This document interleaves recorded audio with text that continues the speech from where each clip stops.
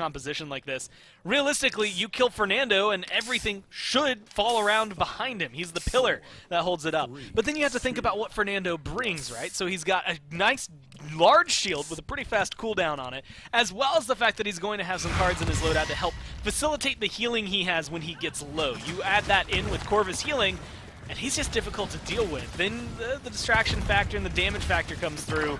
If you get rid of Woodknock, I think early game pressure disappears. We'll have to see it here, because he's already gone. And that's twice in a row that Flashpoint have hard pushed through bleachers, and that Snappin' haven't had an answer, and Fish Echo continues the aggression. Not much that Bones can do in that spot. He's been completely removed.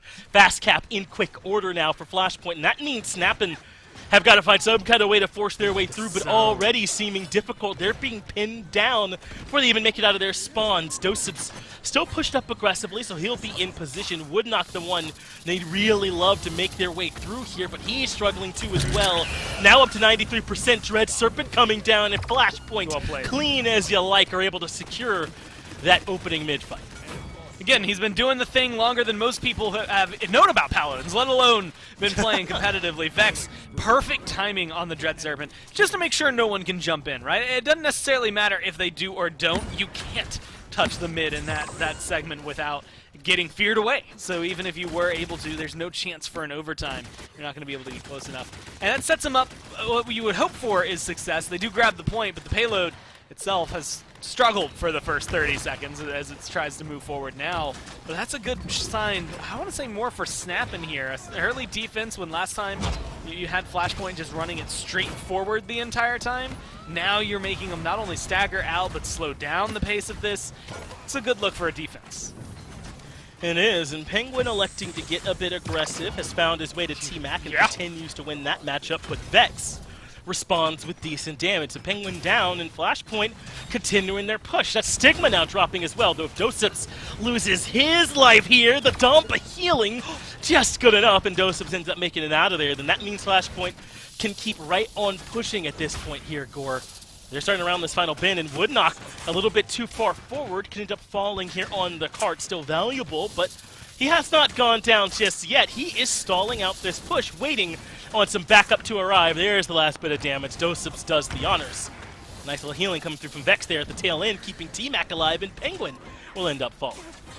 Unfortunately, the healing, even though Maldama can do a lot of it, isn't instantaneous for the most part. So Flashpoint, I think Vex there, Jalen as well, kind of feeling that damage come through. It's good enough to keep you alive. The stuns are stellar as well. Vex has been on point with a lot of this play, but unfortunately not all support healing, I guess, is treated the same here. Even though he's doing a stellar job, sometimes these strict snipes or even the Vivian damage output is too much to handle. We'll have to see if whether or not they're going to be able to break through, because now Finch 20 seconds left. They're further behind than they were last round, and now T-Mac's gone down, so it's a 4v5 for the next 15 seconds. That just feels difficult to try and break through and win a round. Especially if Stigma can find Fish Echo as well. Maybe even a chance for Vex. That's a double as Stigma continues to get it done on defense, and it is looking like this defense will be successful. So Gore, how do you want Snappin' to play this next mid? Because so far, these last two fights, when they're trying to push through bleachers, Flashpoint are coming through with the fire and fury and not letting them do it. I think be prepared for that, right? I mean, they've done it 2 rows in a round now. It's just like when you walk in, expect that you are going to be met with quite a few people on the side of Flashpoint. Because each time we've gone over there, it's been Reincarnated and Woodknock walking forward, and Reincarnated more often than not slightly ahead. And that is maybe where some of the issue falls in, right? Woodknock should be the first one to run in, that big shield doing its saving grace and keeping Reincarnated alive. But I also think, and this is the risky call, maybe you can set Stigma down there. I mean, he's 19-6, he's doing a lot of damage. If you have Stigma alongside Reincarnated, protected by Woodknock's shield and bleachers, it becomes very difficult for Flashpoint to control this area. But you also have to then factor in, the fact that he's also your carry. Maybe you don't want him dead and down there in the dirt. Well, it's almost the exact same strategy. Woodknock through, or not Woodknock, but the Vivian through first, Woodknock right behind. But Jalen finally drops the assert dominance. So much more patient with this one. The same idea Gore, but they just delay it. That means Penguin now has to use this Buck Wild to try and slow them down, but he's got nothing to do. Vex gets the kill on him. It feels like Flashpoint have figured this mid-fight out, haven't they, Gore? And Snappin struggling to come up with a response. They're in full retreat mode as finally Flashpoint start to build some percent, only up to 17, which is a saving grace here for Snappin as Reincarnated puts out some damage from on high. But this is still becoming harder and harder for the Snappin' squad as Leandro comes through lower, but Reincarnated awaiting. T-Mac goes down. Jalen next. Is this an overstep from Flashpoint? Maybe not the end of the world, though. They got 72% for it in trade. Yeah, still plenty of time for them to come back and try to scoop up this point. Although, you do note it pretty well. They've been controlling this point, and the last one before that, all from bleachers and that kind of aggression they got early on. Now, they have to fight back into it, and they get Reincarnated. That's a great first kill for them. It's the same one that gave them the control they started with. That 75 is starting to look really good for them. I mean, you're forcing Snappin to play an uncomfortable game. Penguin has gone down, the Nando now gone down, and that feels like it should be enough here. Flashpoint with 3 mids in a row, all with the same strategy, essentially. This one a bit more delayed, Gore, but it was this Ashe assert dominance through that took care of Reincarnated instantly.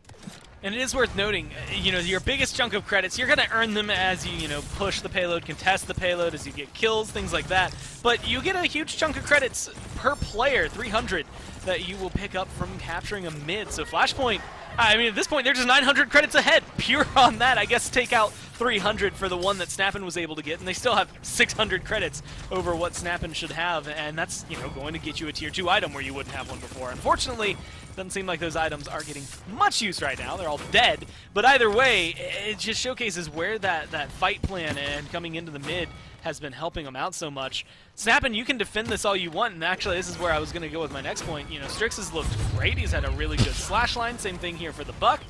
But if you're getting all of your kills on defense, you're going to look great. You're just not going to win the game doing it. They have to figure out this next mid Finch, because even here, you're just trying to buy time more than anything.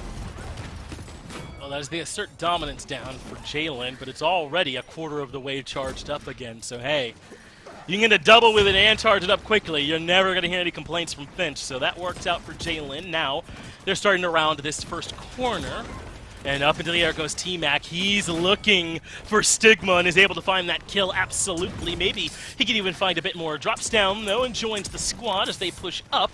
Has the Inara here with him as Woodknock has been locked in by this wall. You gotta be kidding me with this one. Not enough for the kill, but the accursed arm comes down. That puts down Penguin and puts Reincarnated low. Can't finish off that kill, but puts Reincarnated in critical condition. Dose-ups eventually does last bit of damage. All of a sudden, we've gone from Flashpoint winning mids to Flashpoint with a chance to end this. Jalen pushing up, has Vex behind him. Dread Serpent coming out to try and seal the deal, but not enough. Penguin claims him. Now Jalen in a tough spot, but has Dose-ups here to soak up some damage as well. Only Flashpoint can win from this position. Snappin just trying to cling to life, and Flashpoint not going to let him. That's Penguin dropping down as well, but Woodknock keeping Dose-ups out. T-Mac drops as well, and Snappin may have done enough to hold on, especially with Jalen's death so staggered.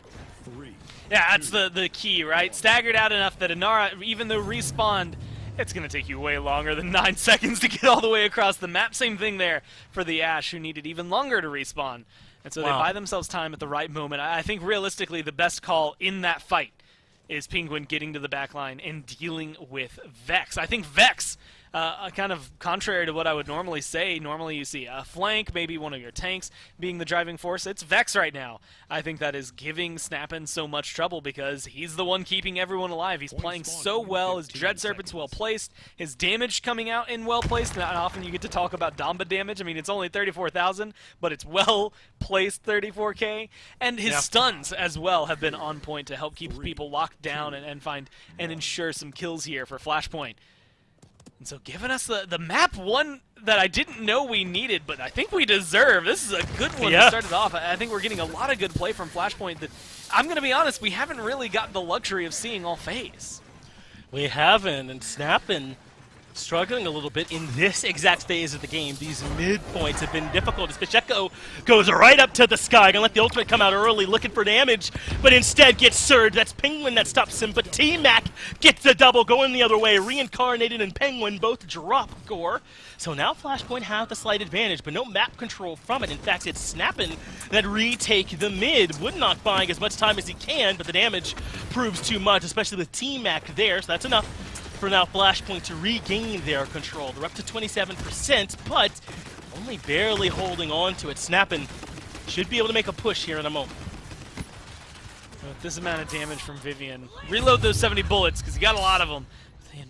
Dominance up to the high ground. That's what I love. This Ashe is now just denying space away from Snap, and you have to play differently and dangerously to get aggressive into this. You're down by 20%. You have to be able to figure out a kill, and Ashe might be the first to go. Both these tanks are pretty low.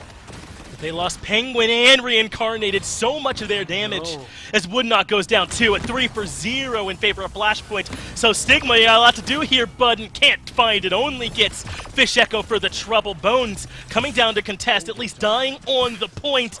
They do have one more member here nearby, that's Penguin, but he cannot find a way to get it done here, Gore. But in comes Woodknock. He bought just enough time. That was huge. Bones, the one that stepped on the point, bought this moment for Woodknock to get here, but Woodknock falls. Reincarnated right behind him. The overtime continues to tick, and it's Flashpoint, not Snappin', that find the win here on our very first map. And honestly, they look great, but it just makes me more worried because we've seen them do this before, right? A very long, good, contested level of play for map number 1, and then they disappear for the rest of the set. So what Flashpoint are we getting in Game 2 is where my mind almost immediately jumps to, because looking at the slash lines, not, a beautiful game for them. The damage numbers, I think, will pay them a little bit of respects for it. But 22, 11, and 19, Stigma, unfortunately finding most of those kills on defense, I think is where the issue's really coming up. Same thing, Penguin, Reincarnated. Eventually, it just got pretty easy to deal with them. They were able to top 120,000, 160, and then 160,000 damage that comes through. Snappin' were definitely in control of the fights when it came down to the defense. Unfortunately, controlling the mid is where everything faltered, and at the end of the day, Finch, that's what they needed to win. You're exactly right. They struggled in it. You talked about the credit difference that comes from losing so many mids, and I saw it there looking at the charts. Everyone above 5K on the side of Flashpoint, and barely anyone even close on the side of Snappin'. But these mid fights, man, I mean, how often can an Ashe assert dominate you through bleachers and before you expect it? I think Flashpoint got away with kind of the same strat a couple times there, and then when they finally had to, they mixed it up. They delayed the push a little bit, Gore, and that forced Snappin' to come in a little bit, and then Flashpoint were ready. Eventually, every single fight, Reincarnated was the first one to die. And once you were able to figure out how to lock down the Vivian, all the damage disappears. It became easier at that point because you have one less distraction factor to kill Woodknock, and then it was just like dominoes from that point forward, right? Once you get rid of any of that side damage, those side distractions, the blinders, I think that come with it. Single Fernando, unfortunately, is not necessarily strong enough to change the game all on his own. Okay, well, we got a 4-3 split stone, and I suppose we're going to have a 4-3 ice mines. Listen, if you just got through on a map where you couldn't win any mids, but you were able to find some defenses, then I guess Ice Mine is the map for you, because it's generally favored towards getting those longer defenses, though those mids can be pretty unforgiving as well, Gore. One wipe or bad fight, and you're going to have a hard time making your way back into contest.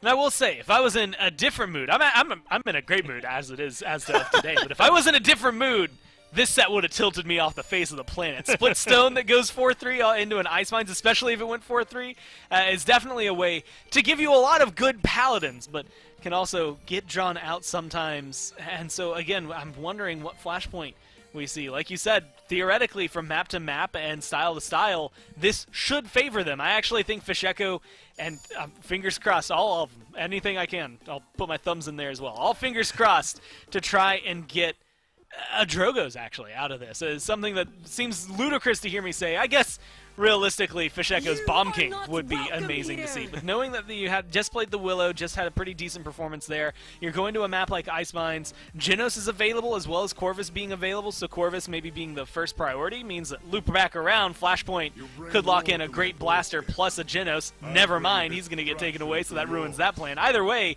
whoever has that, lock it in with a Bomb King or something like a Drogoz, which is actually very solid on this map. Fisheko, one of the first players to showcase how to do it on Ice Mines and make it look good. I think this is a place where Flashpoint could still actually find a lot of progress and pressure.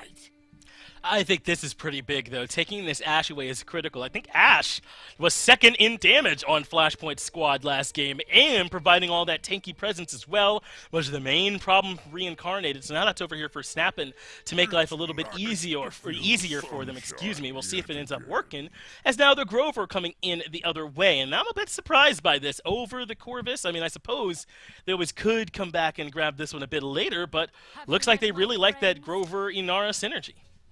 This is something that, honestly, if I was using my thinking brain, it makes way more sense than a Corvus just because it is Vex. Vex loves Grover on this map. Grover works, I think, phenomenally on Ice Mine. Same reason as we had highlighted way back in Europe on Jag Falls. Being able to heal through walls, it keeps him safe, keeps him aggressive. He's got decent long-range damage, decent, self-peel, as well as the ability to just reset health bars in the middle of a fight. So I think that's going to be great. And Grover, specifically here for Vex, has been something that he's made some of the most insane plays. I'm having flashbacks to healing people through the floors on Stone Keep to keep them alive in the middle of a competitive game, things that you wouldn't think. So I actually think this is a good look for Flashpoint starting it out. Plus, when it comes down to it, his healing onto the Inara is going to make sure that she's topped off more often than not and cause that same trouble that Snappin' ran into last map. Oh, the Zen coming in here for Flashpoint. We'll see what this ends up being, Yomi or Guillotine, but either one, I think, could do well against this snap and draft here, right? The Ashe and the Terminus might be otherwise difficult to chew through, but we're going to have two more traditional compositions here, aren't we? The double front line in both comps, Atlas Inara up against Ashe Terminus, and then I imagine we need some more DPS here for snapping, and it's the Tiberius pick, Gore. This is something I feel like we always see do well on this map. Its poke is really good. How do you like this Tiberius pick here? I think because of what he's playing against, this Tiberius can do a lot. And it's mainly because Zen, look, if you try to run into the hallways against a Tiberius, I don't care if you have Billow, if you have Whirl to get yourself out of there, you're going to take a lot of damage in the process. And his long range has improved. I think North America has showcased a little more of the playstyle that Tiberius needs to be successful. And a lot like some of the other champions, it's just a little more niche, right? You need a couple of these maps that go in your favor, Ice Mines being one of them. I think this could be a key for Snappin', but it does depend on his playstyle. I mean, you've already got Strix that's going to be standing up there in Windows, so where are you going to be going? Like, are you going to be playing on the side, getting aggressive with Terminus or Ashe? How exactly Snappin' decide to play him could change everything. He could very well be kind of the counter to the Zen here in a weird way to potentially try and find a way back to that Vivian consistently, and be a pseudo flank at that if he wants to. Well, after Splitstone Quarry, these teams have decided that wasn't long enough going 4-3. They want Ice Mines. So that'll be our map number 2. And we got some interesting drafts here this time around. No Corvus coming through at all in this one. Genos on one side, Grover on the other. That Zane got locked in, and for some reason I was thinking it might be Guillotine here, Goran is. With that Ashe Terminus to take care of, don't you think it makes some sense? Yeah, I actually really love this. Guillotine, Zen, plus an Atlas against a Terminus. Even though this is one of the best maps for Terminus, he's going to have a bad time. Guillotine, kill him, then the minute he reanimates, just rewind him. He goes down to 1 health, you pop him, and he's dead. So it's going to be a pretty easy double kill, I think, on that note, if Flashpoint can execute that. It's very difficult to get those to line up every single time, but ideally that's going to be how it goes. Unfortunately, it's not starting out that way. Penguin looking better on the Tiberius this time instead of the Buck. They're able to find 2 kills right out the gate, make it 3 as the Vivian goes down as well. And yeah, Vex, I think I want to pause too. That was a storm that happened at the beginning of the game, so we'll take a moment, see if we can get these players back into it. But already, all early signs are pointing towards snapping here for me, Gore. Yeah, but the same thing happened on Splitstone, right? I mean, they started off explosively at the beginning there.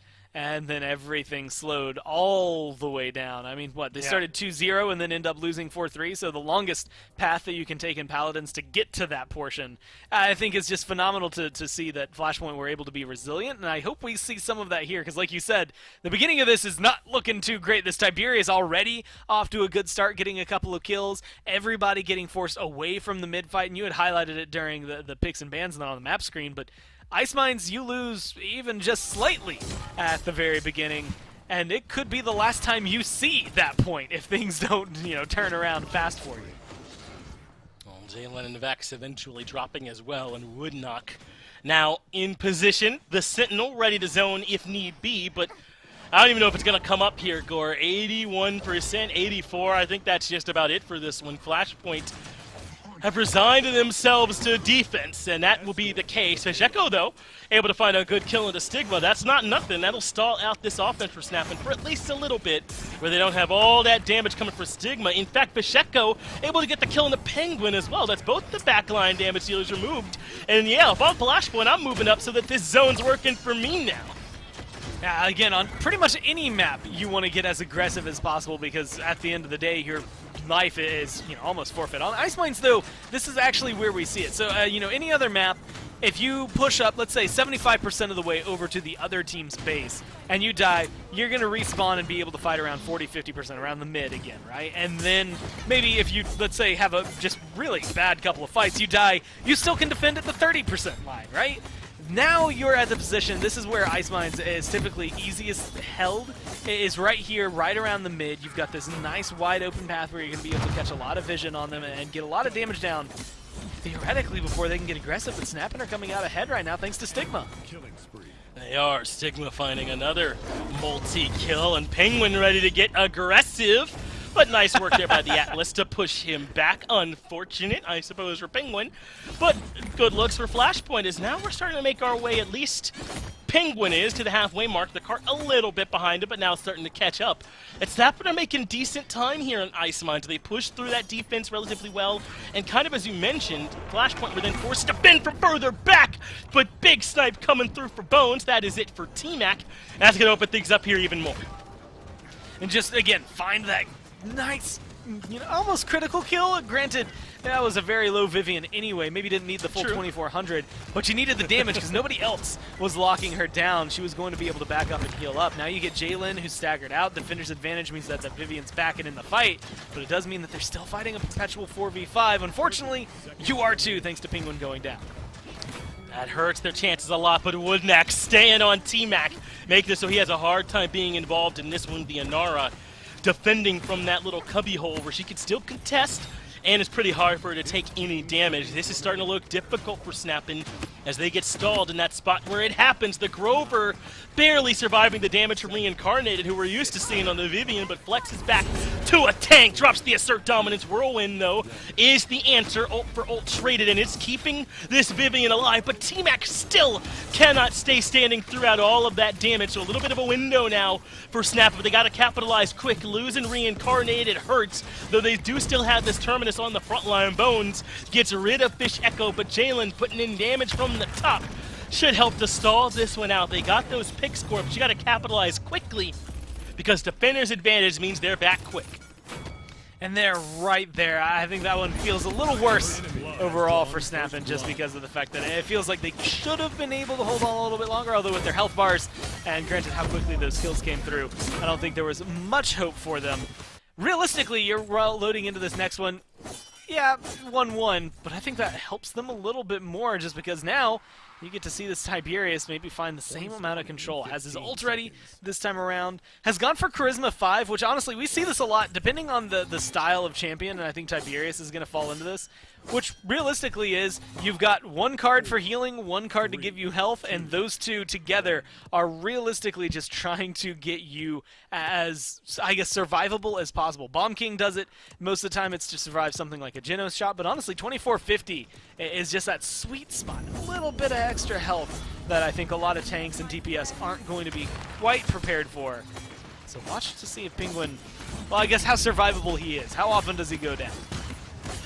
Well, he's already in Barn, taking a lot of damage. I think 250 came up there, but Vex did the 268 remaining. They'll end up losing Reincarnated as well. So that's an early 2 for 0 here for Flashpoint. They're cozily, comfortably starting to push up. And as is the case in Ice Mines, you might already be done. Stun lands onto Stigma in the back. The Term, the only one this far up, but T-Mac wants a double. He ends up getting rid of Bones. Woodknock falls as well, and yeah. Gore, I think that might be all she wrote here for this mid-fight. Flashpoint now up 2-1. Unfortunately, maybe not! No. Able to get in there very fast as Penguin. But unfortunately, not able to do too much. I don't know that I've seen Tiberius move that fast before. I was neither. I know what that was. On a mission to get in there. And unfortunately, it can only get you so far. So Flashpoint now in the driver's seat to get things going. But that's 2 down, Finch! Bones finds the double with the ult and Stigma right there to follow up. This is what Snappin did on Splitstone. They were way better on defense than in the mid-fight, so maybe we'll get a chance to see that happening here again. Aggressively, Penguin moves up, finds the damage onto Vex. Dosips is having to run away as well as Penguin rounds the corner on him and finds plenty more damage. That's it for the Inara. So they do end up losing Bones in the trade. Snappin, they got to show us this a bit more convincingly, consistently, but that's how you defend. And yeah, you started off with something like that, and I don't think you have too much to worry about. At least like they've done already. You buy a minute to make sure that you're safe. They're also fighting much more, I guess, close to the mid, which is, granted, around the payload, but not typically where you see a fight around this area. But it's opening up things like the Assert Dominance and that kill field that is the edge of the map. Reincarnated is not finding as much as I think they'd like. No, he didn't have nearly as much follow-up because T-Mac got a couple kills before that, but there's the eventual follow-up he needed. Penguin gets one, Reincarnated gets the other, even Bones getting involved, though a couple kills going the other way, but as always, these trades, the checkerboarding, will favor the defense. Snap and say, hey, you thought you were taking that somewhere, huh, Jalen? Well, we're here now. Term comes around the corner first. That's enough to stall this out. And Flashpoint might end up getting slowed down. I mean, 50 seconds left to convert from here, Gore. Feels difficult, but obviously if you're Flashpoint, you gotta chew through everything you can here, try to make this happen, because you honestly never know, maybe you get on a roll, make it happen, but Stigma says no, puts down Jalen, T-Mac falls as well. It's Snappin continuing to eat away at Flashpoint's already limited time. And again, being able to find Vex there, 30 seconds left, this payload very uncomfortably at the top of the hill, and while technically the payload is all downhill, it feels like it's nothing but an uphill battle. The defense, I think, that comes through for Snappin is always going to be great, but I was wondering if Dosips was going to shoot or not. There was a chance you could have at least stood on the payload there, maybe got it moving before anybody looked up on Snappin. Not a long backdoor, just because that would be ridiculous. Impossible is maybe the word that I want to use, but still something that you could have done to try and grab some time. But it's been, you know, Finch, it's been a hot while since I've got to see a good backdoor. Maybe I'm just itching for one. Perhaps so. You got the dad jokes, though, ready to go. Keep those coming, Gore. I appreciated it, as Flashpoint have gotten this cart much closer than I thought they had any right to do, so let's see what they can do with it. Stigma in that defensive positioning, drops down, though, for the snipes, and okay, shouldn't have even ramped up. That's on me. Snap-in, defend successfully, and here we are at the 2-2. Yeah, it's that awkward moment where everything should theoretically be starting to pop off, and then they just decided to not. That's it. They just stopped playing, I guess, at that point. I mean, backed off just enough. I think good aggression from Snappin that helped slow that down, but realistically, it feels like there could have been more there. But the question is always that dangerous game. 10 ults are in this lobby, 10 ults available as well. But the thing is what are you going to dedicate to just trying to find a 3-1 if you're Flashpoint that doesn't then immediately end up maybe losing you, right? 2-2. I think, as has been said in the past, the most interesting scoreline in the game, just because anybody can win here. I mean, a capture and a conversion is more important than ever. The ult usage at the beginning of this round is very important, because getting even a slight advantage could win you the map.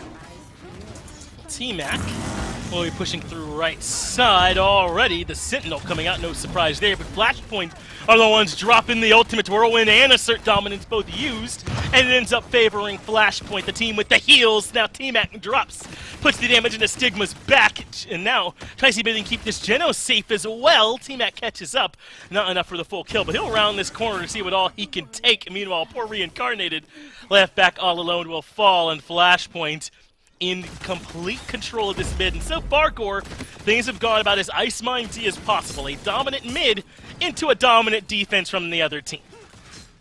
And, I mean, just try getting back there, right? You technically are coming in on equal footing, but there's not many ways to get back. I think countless times we've gotten to see how difficult ice mines can be in terms of trying to break through a very proper set offense around the mid.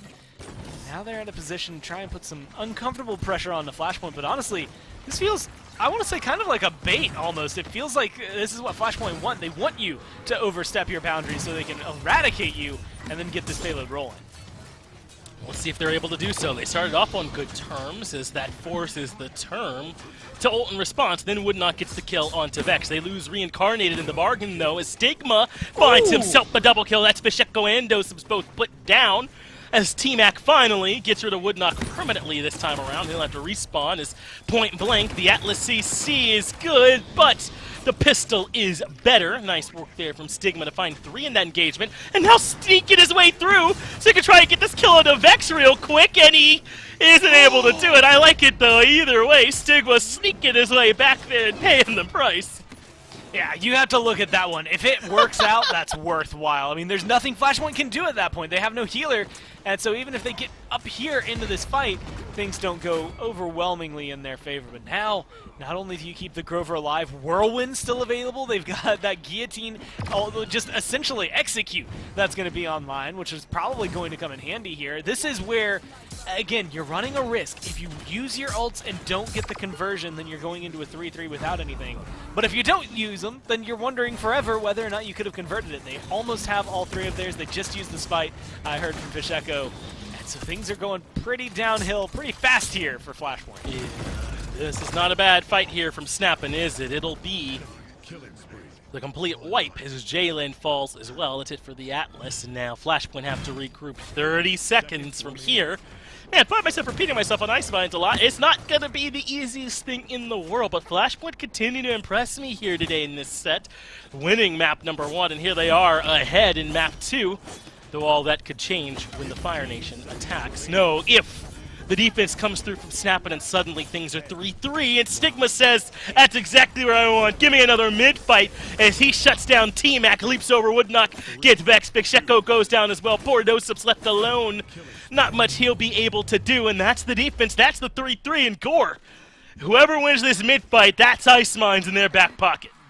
With no spite available, that means that Guillotine, everything you're running in that talent is kind of disappeared. Granted, you do get to charge up a little bit faster, so expect Pacheco to still have an impact, but it's not going to be initially. Woodnock does not have the reanimate yet. A kill onto that Terminus at the beginning of the round would be permanent, at least for a little bit, till he charges that up. Reincarnated has his second life available.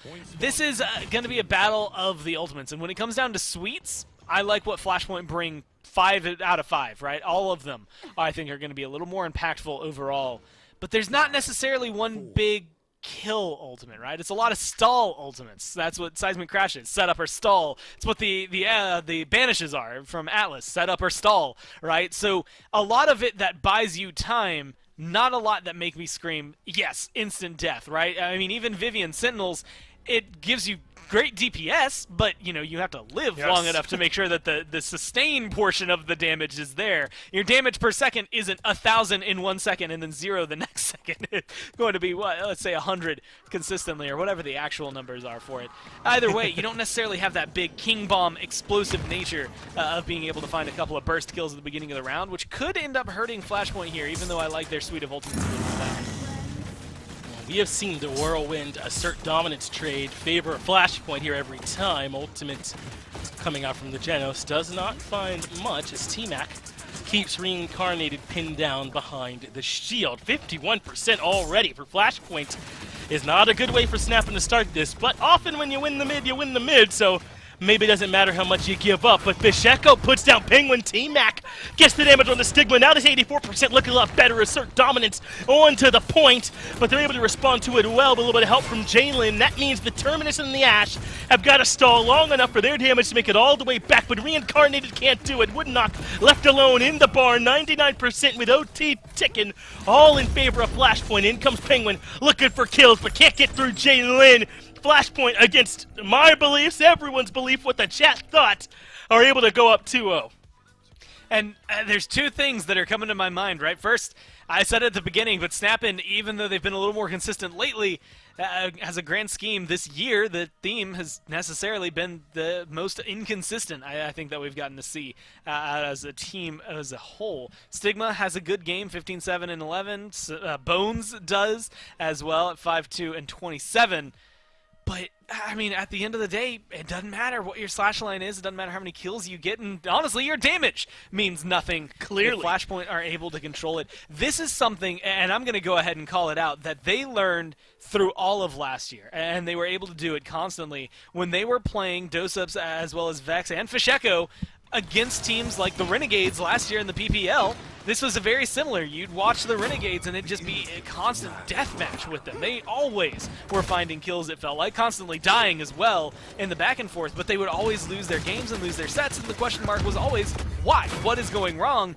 And it was their mid control. They just didn't have enough of it, and I think that's what Flashpoint showcased here. Inara being the biggest strength. Dosups has played this champion longer and better than anyone, almost anyone competitively, period, let alone how long he's just been playing Paladin. So I think there is a lot of merit to trying to strip that away, potentially, from them. Because right now, Flashpoint, if they keep playing at this level, yeah, it takes them 14 points total to get to the 2-0.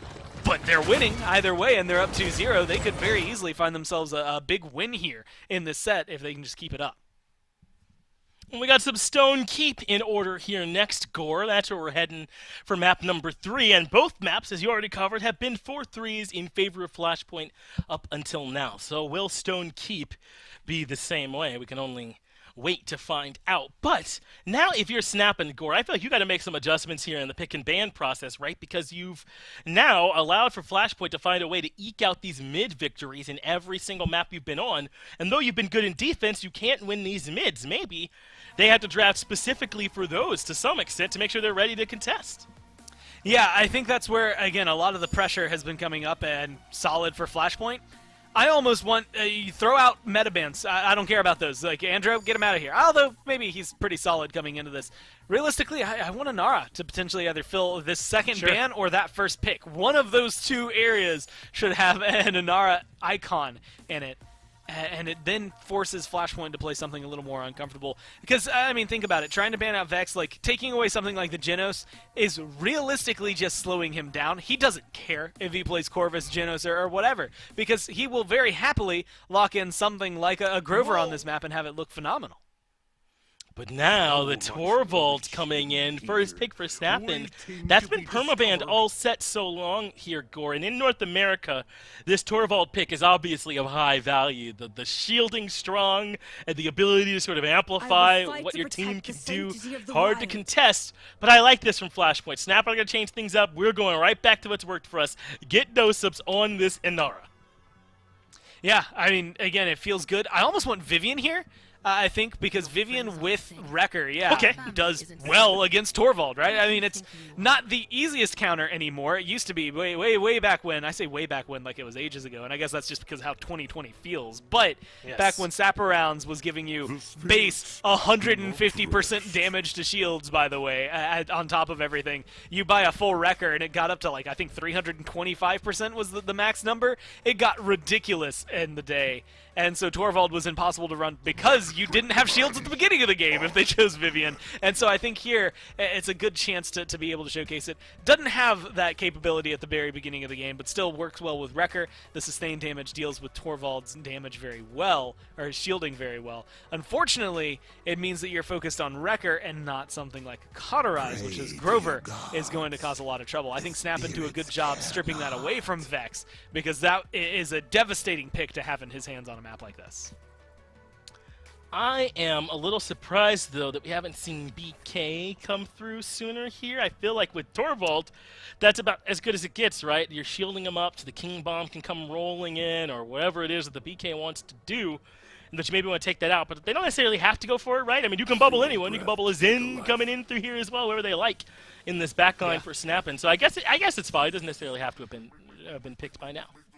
But this is the downside. So look at Snap-in's lineup. First off, let's look at Flashpoint.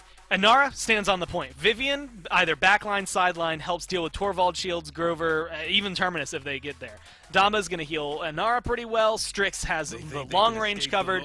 You could go something like an Ashe and potentially have that capability there, or you could go for a third damage and overwhelm what Snap-in are bringing into the game. Snap-in, Torvald, if he's not bubbling people, he's useless. Grover, if he's not healing people, he's not doing his job. Does do decent damage. Terminus as well showcases. The problem I have with Torvald comps is they are 100% or they're 0%.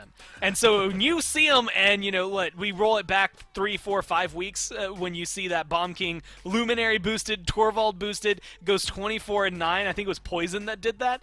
That is your win case, right? You have one guy that is just blowing it out of the water. Nobody exists in the lobby. Forget about him. He is killing everybody. But if he doesn't pop off, then your composition means nothing, and it all falls apart. So this Lex, this Bomb King, both have to have some insane games, or else this Torvald pick might come back to bite you. I feel the same way that you do about Torvald that I feel about Lex, man, right? I mean, it feels as though we usually see him either doing really well or not, right? So Snap-in are kind of all in here with this draft, aren't they? Really not. Yeah, not a lot of in-between room for this Snap-in room at all. But, I mean, that does mean that maybe they can win these mid-fights, right? That's when they need to show us some of that all-in potential to start finding a way to break through, because Flashpoint has dominated those so far throughout this set. Flashpoint got to show us, and you get it done, even against this tough comp. Map number 3, though, gotta be Stone Keep. This comes to about as even as it could. If I had to pick a neutral grounds map, Stone Keep would be the one. I think you can fall back. Again, there are a lot of standards in Paladins. I cross my mind. Jag Falls, Bright Marsh, Frog Isle. But I think Stone Keep Finch just does it better than anybody else. It's very neutral when it comes down to it. People play it in all different styles, all different ways. You can fight for keep. You can fight up, down, left, right. You can have a composition like this for a Flashpoint that's a little more long range. You can still potentially win this game. And honestly, I think I'm sitting here more for maybe the historic second win for Flashpoint. They have only got one set win this entire phase. Yeah. It'd be nice to see if they could notch another one on their belt just to showcase that they're still here. Because their name power, it's powerful on its own. It feels like they've got a shot to do it for some reason, Gore. I confess myself a bit of a believer, but we'll see how it ends up working. Snap-in initially sent 4 Keep and just Stigma over to Church side. Now Stigma finds the first blood. No, it wasn't Stigma, it was Bones, though Stigma helped out a little bit with it. Now try to see what else he can reach out to contest a little bit. Dosub's now in some trouble back towards the point, but Stigma gives up on that. Comes back towards the right side of Church so you can keep at bay, and it's Vex. Comes right around the corner and pops some Dosubs. Goes down as well, and Stigma now coming through the corner to see what else he can do to this Ashe. That's Jalen going down, and Snap-in win another mid-fight. Gore, maybe this is it. Look, 3 maps in a row, the first mid has been Snap-ins, and with the Torvald, I'm going to go ahead and tell you, if you're not winning the first mid with Torvald, then you're not playing the right game, right? I mean, you are playing something different. Someone's tabbed out on their phone, going through Instagram or something. This is a point where this should be where you are showing your strengths. In fact, Torvald compositions, things like this, should almost exclusively be for zeros if you get the job done right. And this King Bomb maybe going to showcase why. Although he drops down, everybody's up, so that's not necessarily going to find anything. And that's where the decision-making can come in. You can still make mistakes with this composition that kind of has a safety net on it. That is that if your decision doesn't completely line up, you won't have it. But it's built for aggression. It's built for speed. It's built to be 4 and 0. Dr. Disrespect loves it. But unfortunately, it can fall apart pretty easily. If you stay alive long enough and get some credits online for Flashpoint, then I think they're just as well in this. Flashpoint finally show us a little bit of defense here, Gore, with that Ashe first finding a kill. But already at Arch here with 1:20 to go.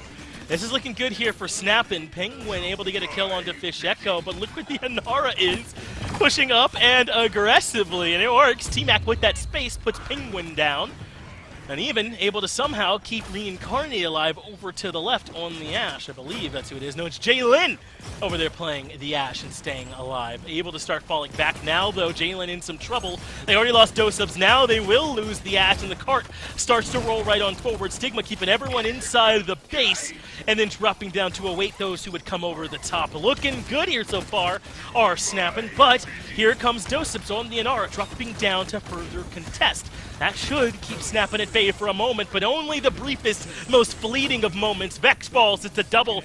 Now for Stigma, he continues to unleash hell. It's a triple, and Snap and find the conversion. Ooh, nice little fourth one there at the very end, too, just for flavor. I don't think it even gets to count as far as things go, but we'll count it just because we saw it happen. Either way, all the things I was saying were negative about this are all of the things that Snappin managed to avoid, right? I mean, they get early game aggression that goes out very well to them. Nobody ends up getting taken down. Items are going to be very important at this point because Stigma, I mean, he's 9-1-2. He's the one getting pocketed. He's the one driving everything forward.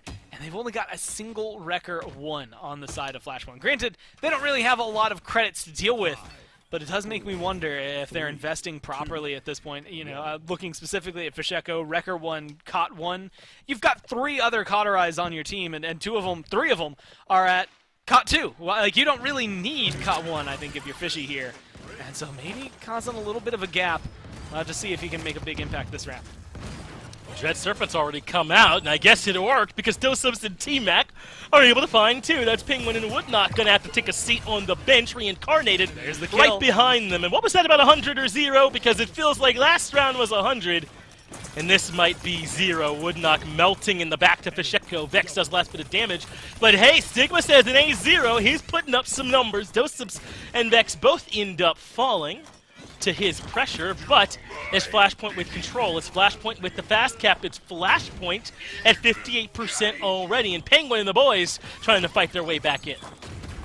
Well, you know what? I'm going to go ahead and say it now. Fisheko, you've been playing longer and better than me for years. I'm going to keep letting you do your thing, even though I don't know if that caught is going to work out. It helped out at the very beginning. Hyper Beam just used alongside the Whirlwind. Get some aggression in here, and with Vex gone, that's going to open up the door. Now it seems like Penguin is the one to just run it through. Oh, it's a quadra kill from Penguin. The BK is showing up. Perhaps give it to my man. Oh, it's a little bit too late. Ends up being the Rampage, but Penguin doing work here for the Bomb King. And maybe Snap can hold on after all here, Gore. They're up 2-0, remember. And now they got 45% in their own back pocket if they can just keep Flashpoint at bay and getting rid of Fisheko. Not a bad way to start. Now, maybe seeing if they can push through here on the right side. Dread Serpent does allow them to lock down Stigma. At the very least, Jalen gets that kill, though they do lose Dosubs over to the left. 96%, making 99 for Snappin'. But looks like Jalen makes it just in time to get the touch. Penguin has already been dropped. T-Mac gets to double as he gets rid of Reincarnated as well. And maybe Flashpoint can hold on life support. That's a big win condition. While Reincarnate is gone, there is no Torvald bubble to be had. That means you can burn through. You've got your Inara back, and you've got rid of Woodknock. You're going to be able to control this, but that 99's still coming into favor here, Finch, because they have control of the point. I mean, you cannot leave this objective. Wow, and they must have, right? Because now it's heading over. It goes to Flashpoint. They did enough. Dosubs gets rid of Penguin as well. I don't think that King Bomb did enough for them there either, Core. I don't know if you saw where it ended up landing, but it looked like it was off to me. And T-Mac now getting rid of Stigma. Wow, they were right up to the brink. But Flashpoint hold on and find that mid-conversion. Had to buy a little bit of time, unfortunately. When your hand is forced like that, especially on Bomb King, it never feels great. You don't necessarily get to choose the optimal position and you know, make sure that Flashpoint are making maybe those mistakes. The communication isn't there. You just got to go in. And so Penguin, I think, feeling that one the hard way. Still able to find a lot of kills. Still got himself essentially a pentakill in the last fight, although the in-game timer, as rude as it is to disappear so fast, is only going to give him the quadra. I think there is some merits. Like, again, this Bomb King, it feels very hit or miss, which, again, I think is just the way that this draft is going to be. 100 or 0. They're either all in or all done. And unfortunately for Snappin', they only showed up all in one of the 3 fights that happened. And Flashpoint were able to take advantage of that, now find themselves just outside the base in a good position. But this composition, you know, for Snappin', even though it's all in or all done around mids, and I think on pushes as well, looks pretty solid on defense. I mean, yeah, you're going to have a couple of moments, and right now there should be progress made by Flashpoint just because so many people are dead. But realistically, in a wide-open courtyard, I like this draft. Let's see how they can make it work, though. Snappin haven't really gotten a chance to do much defense yet. Would knock up top. Penguin comes through to the left, and that means they'll be looking to control this right side, but Penguin was alone. And Flashpoint able to find that return kill. Normally, I talk about dropping to 2-0, Gore, is such a deficit, so hard to come back from, but here Flashpoint are on the precipice of making it 2-2. Now Woodmock will be the one forced down in order to contest, and he's done a good job of it, but Stigma falls around him. He leaps forward through the stuns. That gets rid of Vex and Fisheko. It's a double kill for Penguin, set up by a Woodnock, but still Flashpoint are here and contesting a killing spree for Penguin, is able to find 3, a double kill, 2 unconnected double kills, and he pushes Flashpoint all the way out, and Snappin now with a chance to go up 3-1. Can't really argue with the double-double. I think it just comes through well there for Snappin. There's a lot of pressure on them to keep this up. Again, things can fall apart in the blink of an eye. Composition like this. A lot of it is getting into the backline and consistency in that case. T-Mac gets a kill there. Nara's actually up here on the payload. They're contesting it. I thought overtime was going to be over.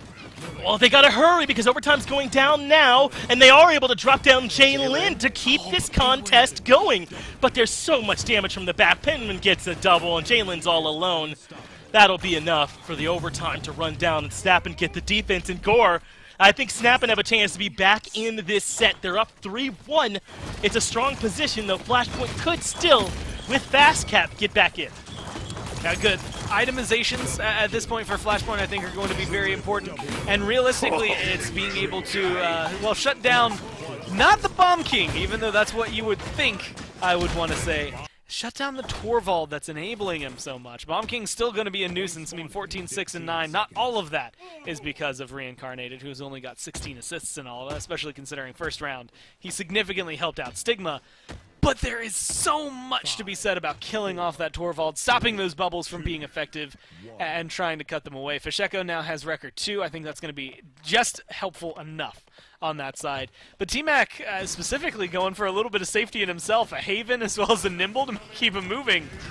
Yeah. He doesn't want to be anywhere near that damage anymore. Well, it's keep side for Snap and Church for Flashpoint, and Flashpoint with that fast cap have a little bit of an early lead, but in comes the Vivian. I think there was a seismic crash there as well, and that sets up for 2 kills to go the way of Flashpoint. Penguin, though, gets a critical one in Fisheko to go the other way. It's a double kill for Penguin. Again, this Bomb King has done so much, and now Dosip is left alone. He's doing great, though, to stop them from getting a cap all this time. He's even still alive now, though he finally ends up falling with Vex pushed out by Stigma to killing spree for him, as he's been a part of 3, and Snappin made this comp look so good, Gore. Flashpoint struggling to get a consistent answer. So I feel like I've said this a lot in the last few weeks, but why do we not see more Bomb King when he has performances like this? That's a good Hyper Beam as well to buy some space. I mean, I'm giving Penguin everything that he needs right now. It's going to be looking good. They're at 90%, 93, still rising in control for Snappin.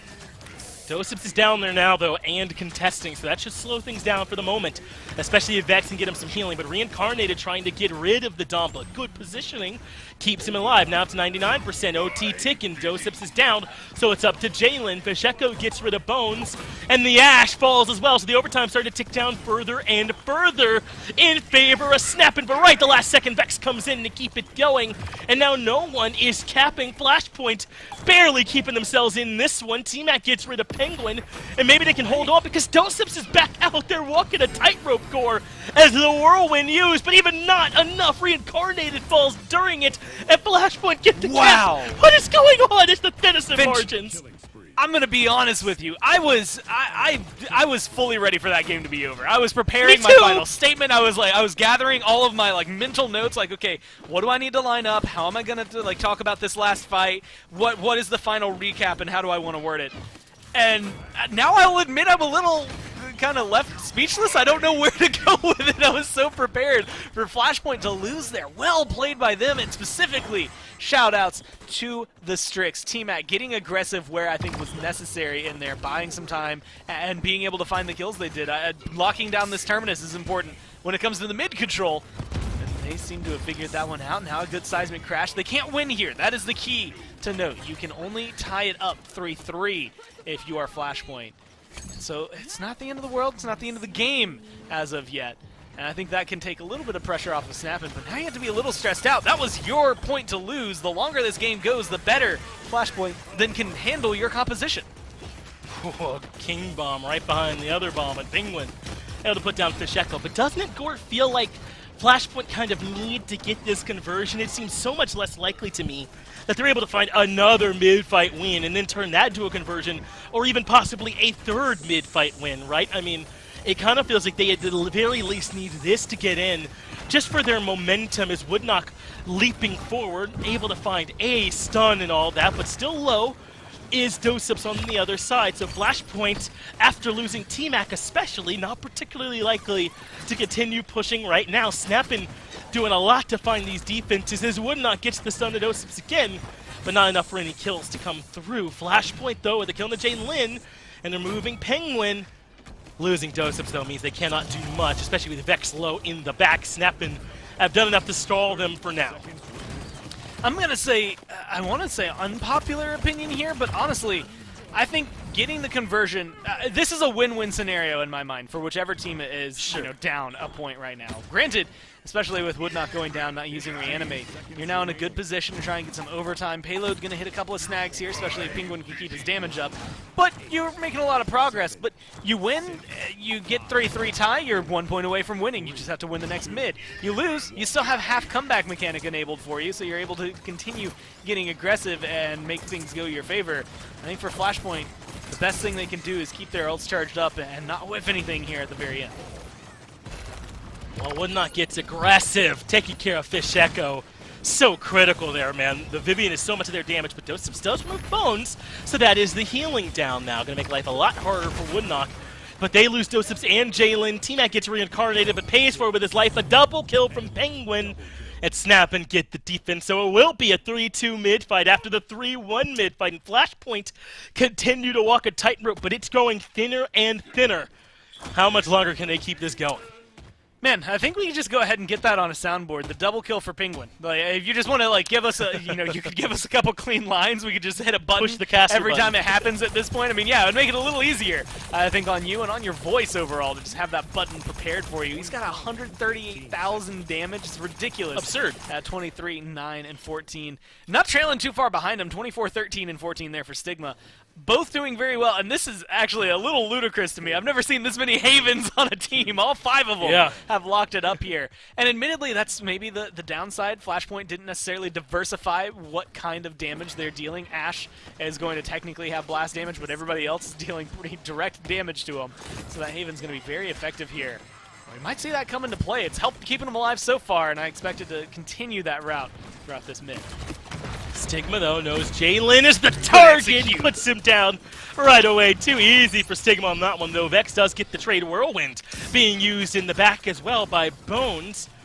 I don't know if it got as much as he was looking for, but the squad will regroup back and keep Snapping with a 51% lead. Remember, Flashpoint, we're down to 99 with just their Domba alive last time. They can do it from anything as Jaylin kills the BK in the middle of King Bomb. That is huge to get rid of Penguin there. Woodnock dropping as well. Reincarnated falls to a double for T-Mac, and all of a sudden Flashpoint starting to make this fight theirs, but Sigma gets a double in response. So that means Snappin' not out of this fight just yet. Sigma not able to find any more kills as T-Mac puts him down, and now Flashpoint 75% on the board with Fast Cap to help the rest of the way. King Bomb comes in, Gore, and another one from Penguin that doesn't find much. The King Bomb goes a little wide though, Finch. It's 89-93, still rising. Terminus has to make the long haul play and jump down there, but Woodnock's just going to take more damage. Flashpoint, they do it again! What is going on right now? It's not enough for them to cap it right away, though. They had to give up their positioning.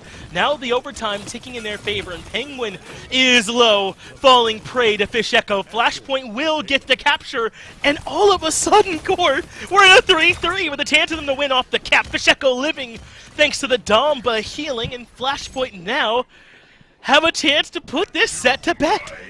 And I think right now, Fish Echo's doing a great job. The damage coming out from this Vivian is absolutely immense for them. But my credit's going all the way to Strix and Ash, I think, in terms of keeping things rolling forward. The damage numbers that they've been putting out and control, as well as Dosups. I mean, shout-outs to the main tank having to trudge through the mud to keep this one going. I think everybody right now on Flashpoint are just hitting a different note than they have been. And even if there's a pause right here, even if Penguin gets yet another double kill, I think at the end of the day, Flashpoint are very happy, as of right now, with the state of the game. 1 minute, 40 seconds left to continue pushing this. They're already about, let's say, 55% of the way through. And even if you hit a snag, you've got plenty of time. The only thing up on the side of Snappin' right now is this King Bomb. You got to use that to your advantage while you have it. Otherwise, ult's coming up, assert dominance, seismic crash, the Sentinels. I mean, that's great news because they already have the Dread Serpent. Flashpoint, I don't know, Finch. I'm starting to get converted. I'm a believer. They might be able to get a 4-3 here if they do it right. And let's see if they can make it happen. Penguin and Woodnock's kills on the T-Mac and Fisheko, though, are pretty critical to try and slow this one down. But Flashpoint still have, Gore, another minute. It's a lot of time to work with, and they've got some key ultimates, as you already covered, coming up here shortly. 58 seconds left for them to try and make it happen. There's a good stall, though, from Snappa to eat up some more time as Flashpoint reconvene in the church, perhaps say one final prayer and hope they can find a way to make this happen. But Flashpoint playing with house money, right? If they get the win here, they just win. But if not, they get one more mid-fight. It's Snappin' that have to decide how they want to allocate resources. And in come the Ash. Assert dominance behind it. Now the assert dominance dropped. I thought she'd already used it. As T-Mac does end up dropping. But look at this. Dosups was just pushing the cart behind everyone sneakily. That forces Woodnock to give up the high ground to come down to contest. Jalen falls to Fisheko. Gets rid of Stigma. Now without the Lex, things are less likely to happen. Seismic crash lands, but it's Dosups that ends up falling. It's Snap and defend again. Oh, Flashpoint no. gonna have a really hard time converting from here.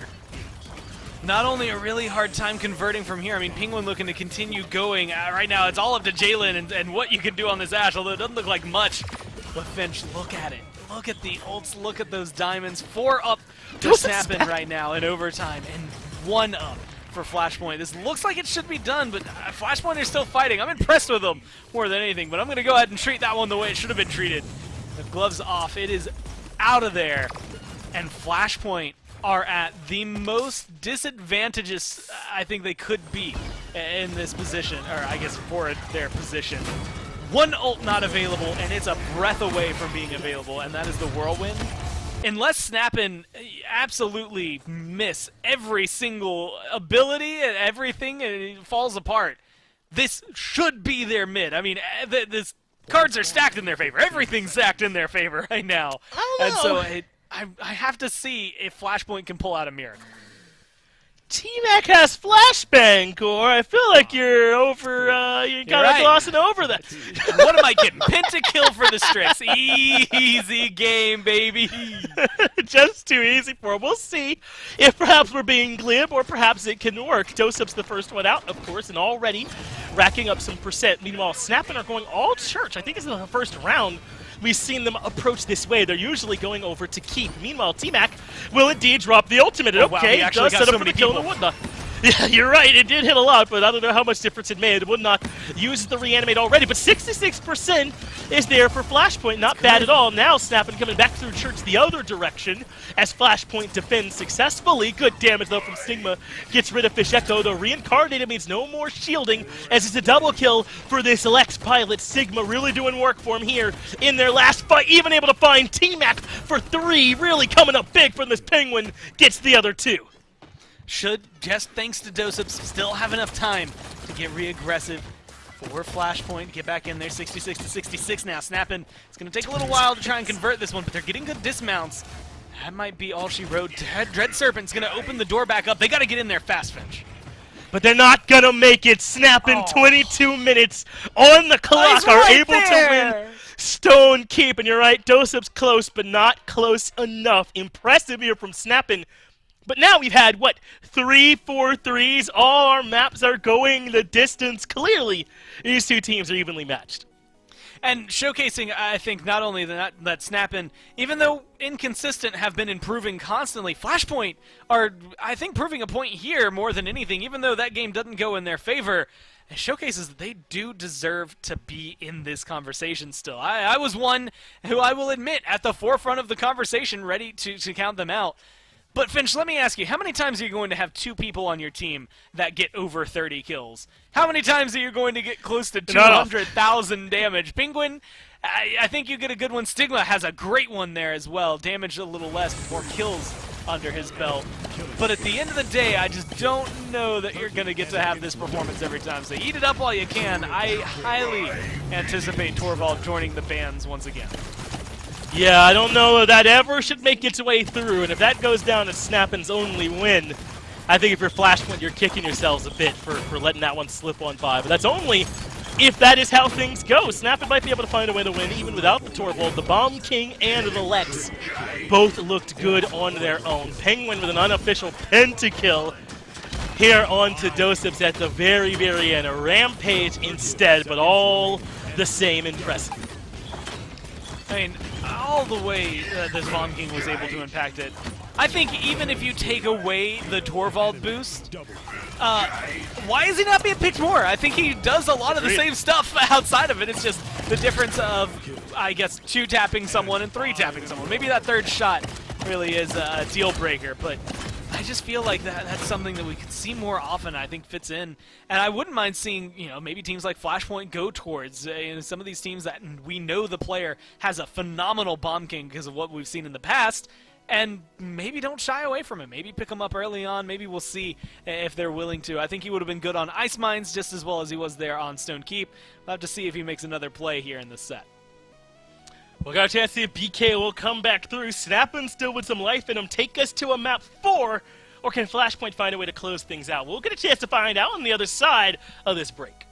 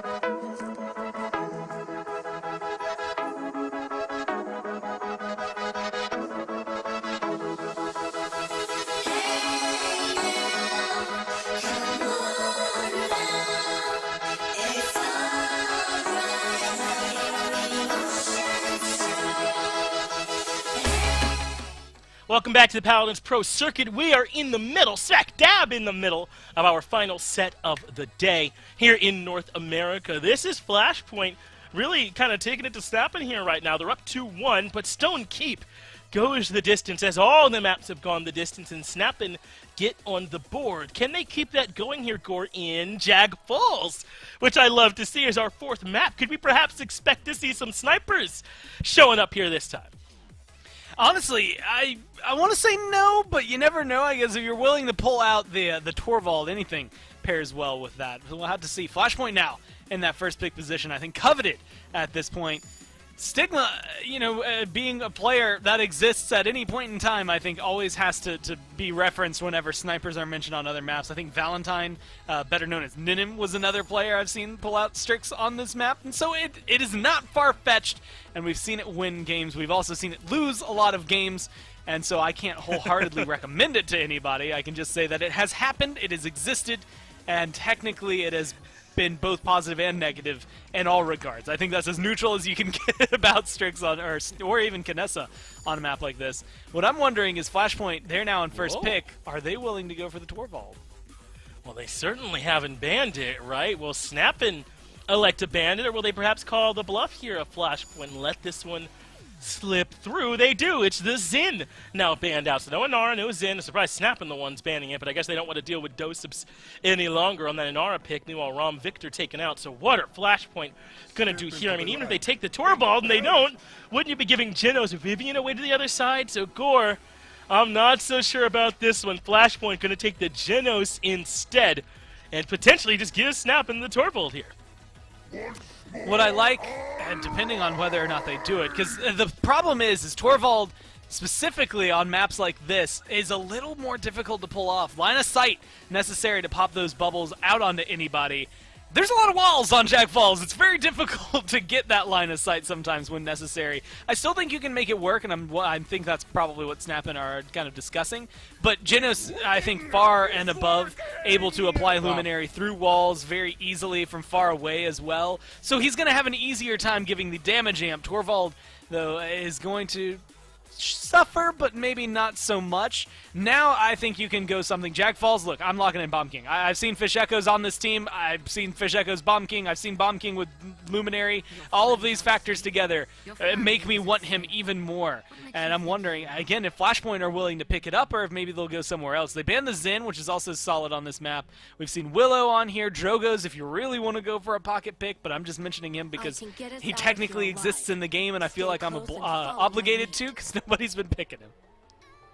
Well, the Ashe will come through alongside the Vivian. I think Genos Vivian about as potent a combo as you could ask for, except perhaps Torvald Bomb King, as that is where Snappin end up going. I wonder what we're going to end up seeing Dosips play here, though. We've been seeing him on the Inara so often that I doubt it would be the Ashe. Are you thinking that there's going to be another support or another frontline coming in here for Flashpoint, or could you see this Ashe ending up in his hands? Grumpy boy. I wouldn't mind him if he flexed over to something like a Fernando. I guess could really work out for him well. I'm trying to think of a Makoa, as weird as it sounds, because who said hat name in a long time, could maybe even flex in well here. Though the hook damage, maybe it'd be better just for the displacement, trying to pull Torvald, Bomb King, maybe even Grover out of position and force them into an awkward fight. There's a couple of picks I think he could flex to that maybe he doesn't need to flex to.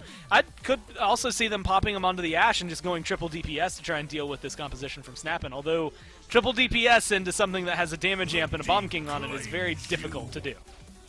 Whoa, Gore, I don't know how you looked into the door of truth and saw this Makoa, but that's what it's going to be here for Flashpoint. It's Makoa Ashe as this front line with a very potent backline of Vivian Andro to deal with this Torvald Bomb King combo. But is it enough? I mean, it feels like it always comes down to Makoa. If you hit your hooks, it can work. So I suppose if you can hit your hooks, it'll work.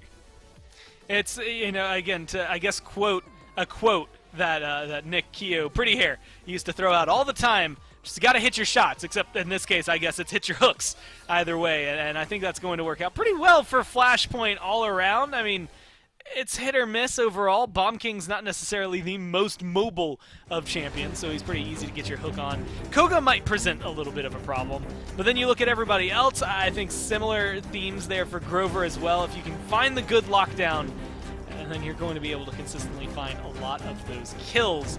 But as of right now, the ball, I think, is actually in Snappin's court. You get the Torvald Bomb King and now Koga as opposed to the Lex, but I think both of which are able to slot into this composition pretty well. You get Grover, who I think is phenomenal here, and the Terminus, once again, with the second life that he's going to be able to bring in that Reanimate. Snappin pretty much go for the exact same composition on a map where it should work just as well.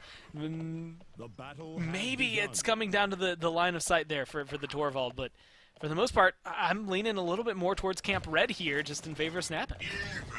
How could you not, right after the way they performed? Stigma, rather, is getting a bit of a different look here this time. He's got the Koga instead of the Lex, but looks like the rest of Snappin' don't care what he has. Penguin and Stigma, yet again, the first one's on the board. It's a triple first for Penguin to start this one off. You gotta be kidding. As Snappin' are able to find a full white Flashpoint, now collapsing Gore in the back half of this set. What is going on?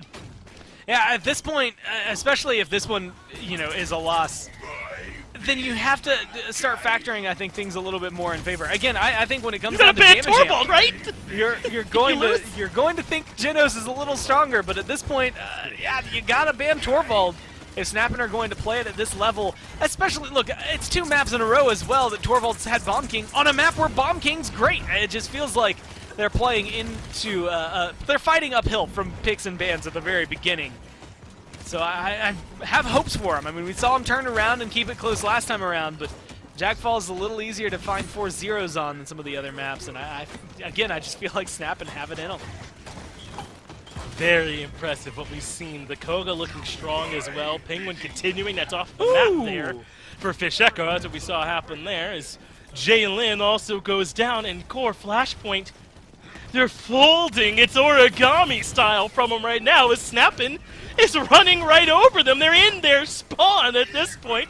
Now the cart's starting to round in this final corner. Flashpoint got to find some kind of way to keep this defense going, but Stigma trying to make his way all the way around as well. Dosip's starting to also take too much damage from this Koga in the back, and Penguin does last bit of damage to the cart now right outside, and Snappin'.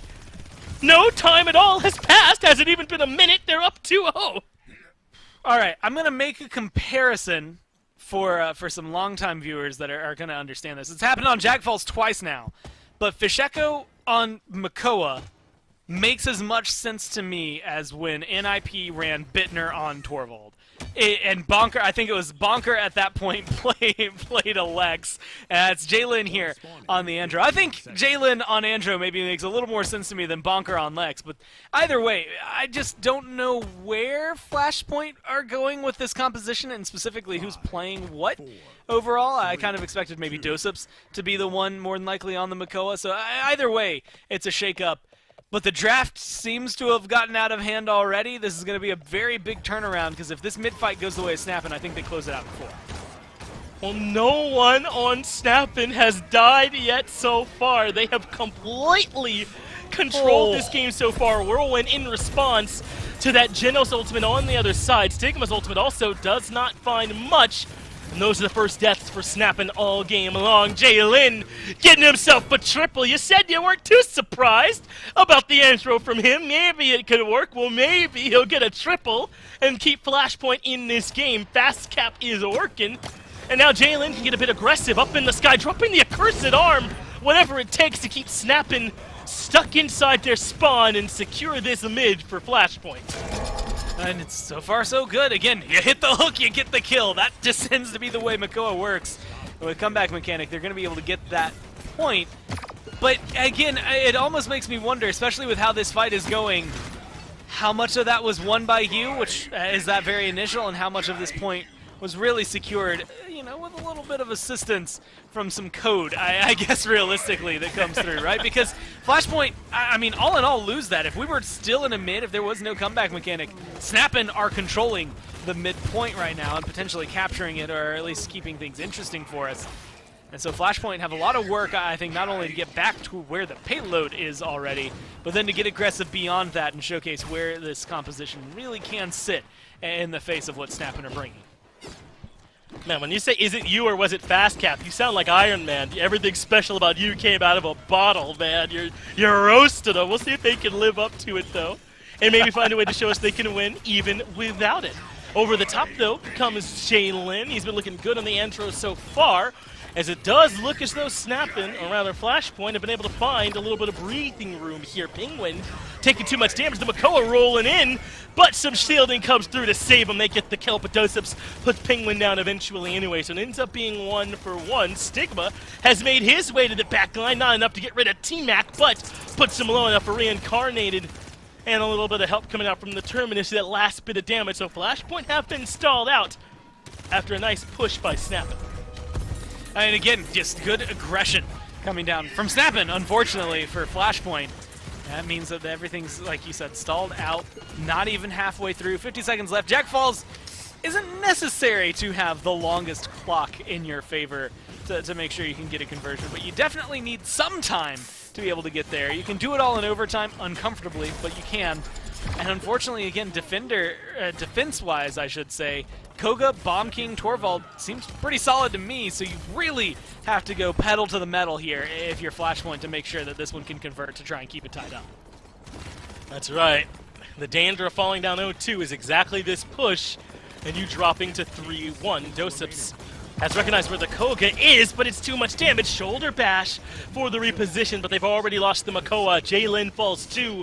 The only thing they get is a kill into the Koga from T-Mac. 3 seconds left as Penguin brings down the hammer. He's able to find another one. Snap and get the defense at Flashpoint in a familiar 3-1 deficit. Now, they might be able to find themselves another solid play to just try and cinch a point away. But look, how often are you going to have Jalen come in and just wipe the floor with snapping, right? You're not going to get it every round. And so either T-Mac steps up, maybe Jalen does do it again, and it's just kind of a miraculous 2-time return for him. But I just feel like this one is still in favor of snapping at this point. Overall, you've got, again, 1 record 2 there for T-Mac on the Vivian. Good to help deal with Reincarnated. If they can kill off that Torvald early, I think things can start to shift in their favor. But Bomb King has his ult. The same thing there for Bones, being able to bring in the Whirlwind. Both are going to look very solid, I think, right here. And unfortunately, that just means more downsides for Flashpoint. King Bomb comes out early from snapping, though. He's headed for Doseps. Remember, Doseps, the Ash pilot this time around. Assert dominance, though, is the response. Doseps still here. Doseps getting some healing, and T-Mac gets rid of Reincarnated, but Jalen falls in trade. That's twice he said something about Jalen in the break, and twice it's come true, as he was not able to have the same repeat performance. We'll see, though, if perhaps they can find some kind of way to hold on, though it's Flashpoint pushing forward. Flashpoint getting the Void Grip, but it's Woodknock putting down Vex in response. 31-27. This one's still relatively even, but now Flashpoint back in control. In comes Woodknock, though, with the dunk. That means he can put a little bit of his own pressure here and get some percent going for snapping. This is one of those moments in the middle of it where the aggression right now, Woodknock being able to find a kill, a good shot coming down from Jalen, Fisheko making things a little more spicy and interesting, but Snappin still have control of it. Unless you can get rid of the symptoms right now, the Koga, I think that is going to be dealing damage to you. As long as that Torvald's keeping him alive, it's just going to be hard for Flashpoint to stay in this. Stigma is able to get rid of Fisheko. 66-66. How close is this one, huh? But Snappin are able to find some control back over the mid. Penguin gets rid of Doseps point blank, and that's going to put them in control. Remember, they're already up 3. This will end the game if Snappin can find a way to clean this one up. But T-Mac and Jalen get some kills, but not a touch. Snappin, just like that, are able to win Jag Falls. And Gore, we're going to keep this one rolling, apparently, as Snappin have found a way to bounce back. Flashpoint now suddenly in a 2-2 set. I'm going to be honest, you get that composition, it worked out well on Stone Keep. Granted, it was close, but still worked out well for you. Once you go to Jag Falls, where at least 2 of those, if not 3 of those champions, in my mind, work better, yeah, it's going to go their way, right? It kind of came up, I want to say maybe more unsurprising, and now it almost feels like this, realistically, we should just ignore those first 2 games, right? Where Flashpoint win 4-3 twice in a row. I mean, they were very close, they were very solid, they looked good doing it, but these last 2, I mean, have been maybe more important for what's been going on, right? Flashpoint keep it close in game 1, but they ultimately lose it. Snap and make it look easy there in game 2, and if they get any similar composition on, let me think of maps that are still available. I mean, Frog Isle is somewhere you could go, which is very followable. I mean, if you go somewhere like there and you get this draft, you're going to 4-0 it, and it's going to be unsurprising if you win. Let's hope that is overhead, and love me some Frog Isle. Let's also hope Flashpoint can find a way to hit Ban and Torvald at the same time, right? I mean, how much must they lose to it? I mean, I almost wonder if they might even be getting more directly to the source if they just banned the BK at this point, right, Gore? Something to try and to break up this strategy here from Snappin, because they have made it look excellent these last 2 maps in a row and fought their way back to an even state. I'm all out of positive things to say about Penguin at this point. He's doing it all here for Snappin with some excellent help from Stigma, but it starts with the BK.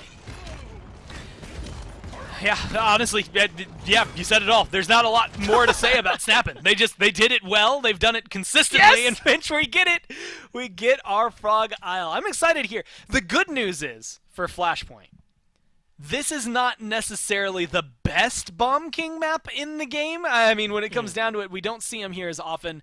This is where, I mean, we used to in the way before time, before these hit scans came through and we're consistently countering all of these projectile champions, specifically the ones that fly. Drogo's could be a pick, although, again, I think I'm just saying his name for merit more than anything. We've seen Dredge on this map. Willow, I think, could work well, but this is where you roll it back. Xin could be very solid, especially paired with a Torvald if he's able to.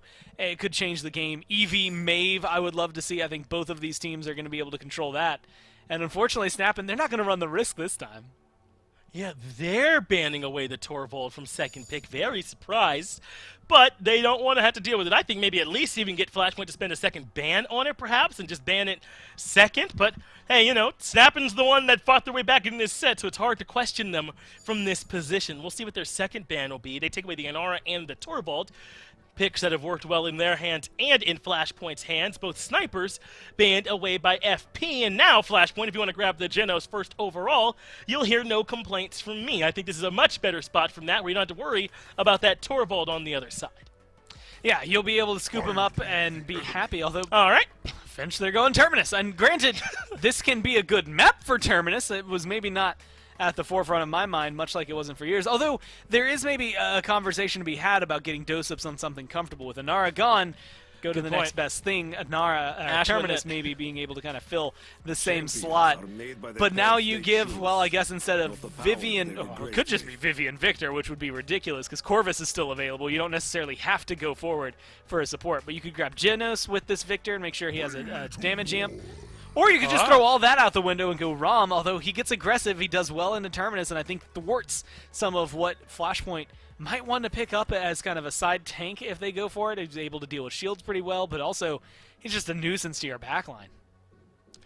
And they can't pick everything, right? I mean, I think you'd make the argument that Snappin' would take the Corvus, the Genos, or the Vivian, whichever one of those made it through, or even another tank, and all of that can't be taken by Flashpoint in these next two.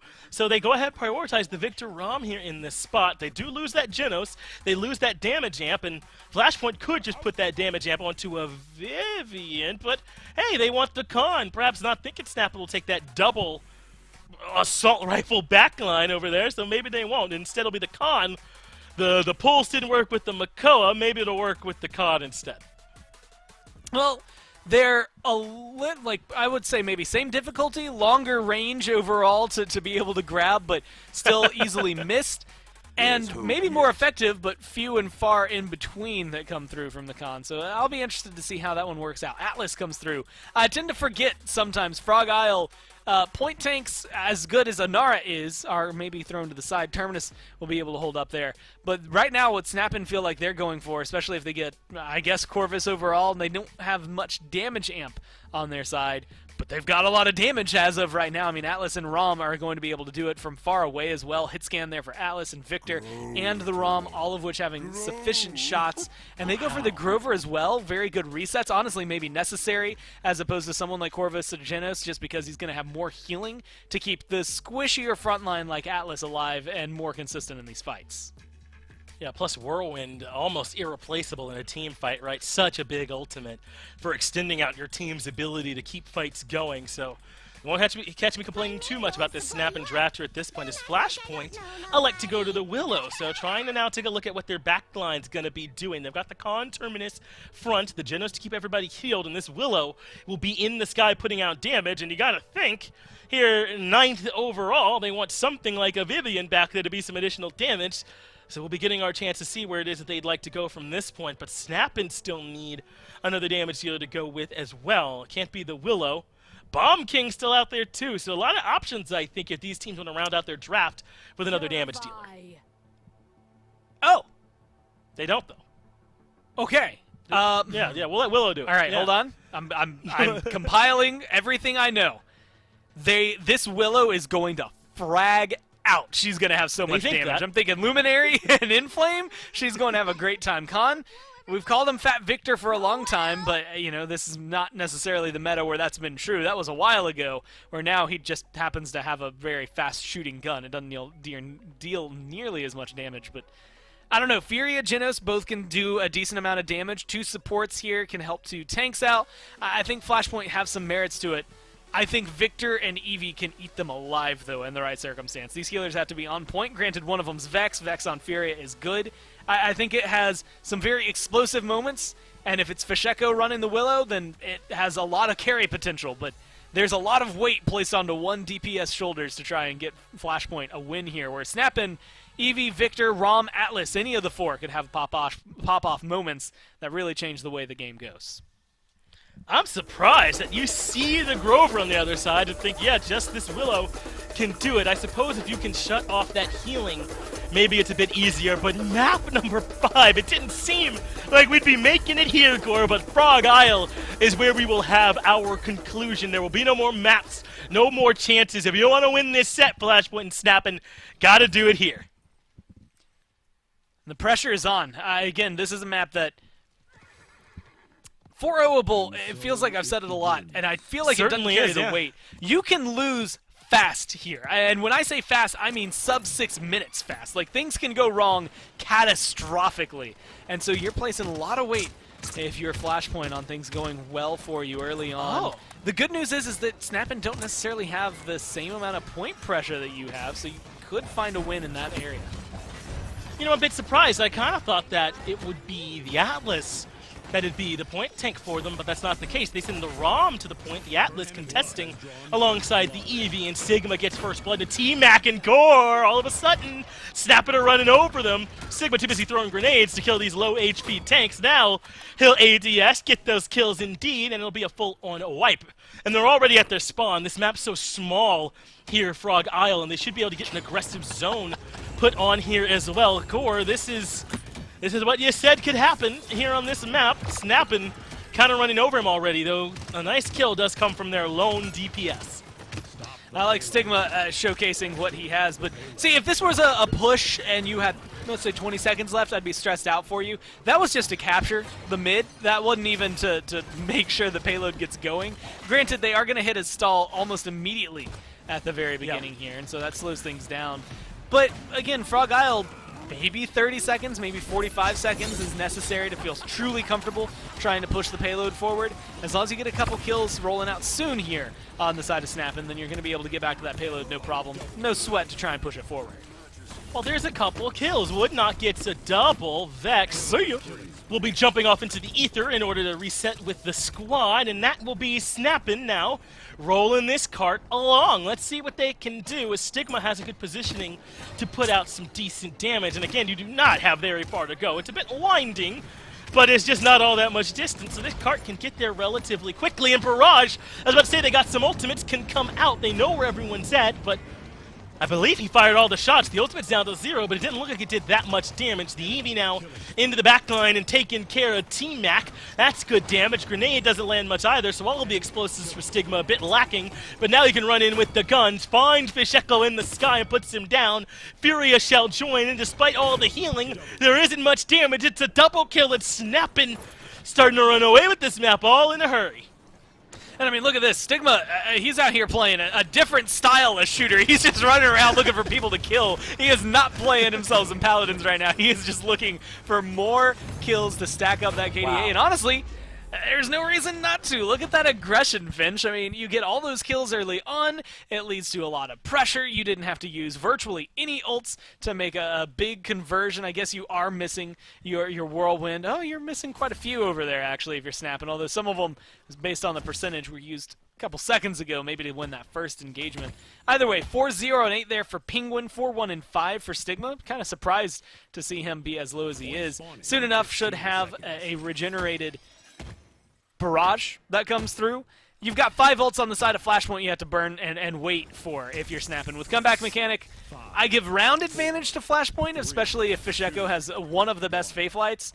But again, Fae Flight into something like a Victor can be a death sentence. You're going to need that damage and kind of speed from Vex and that Inflame to make sure it works out well. Incarnate again, back onto the point. This is his role. Being contested already, though. by this Terminus coming out, but he's done with it. They give up on the point and go to dive instead. I like it as Vex goes down, but they lose Stigma, and that's so much of their damage for Snappin that is going the other direction. T-Mac makes it away from the wrath of this ROM as no one contesting point at this point. And T-Mac, he ran all that way just to come right back to him. He ends up falling. Penguin gets the kill as well, and now we can start capping and Snappin in control. What happened there, Gore? There was just nowhere to go. I mean, you were pincered, right? Reincarnated is untouched in the back line. No one on your DPS has been able to look at him, and unfortunately, they're all dead, and so they weren't able to find anything. Another good shot there as well to get rid of Fisheko, which I think is, you know, case in point. If Fisheko's gone, who's going to do the damage for you? I mean, where's it going to come from? Who's going to kill Reincarnated? The answer I have, at least is coming up, is a big fat no one on their side. Maybe Khan if he uses his ult. Unfortunately for Flashpoint, that one just falls apart virtually there at the beginning.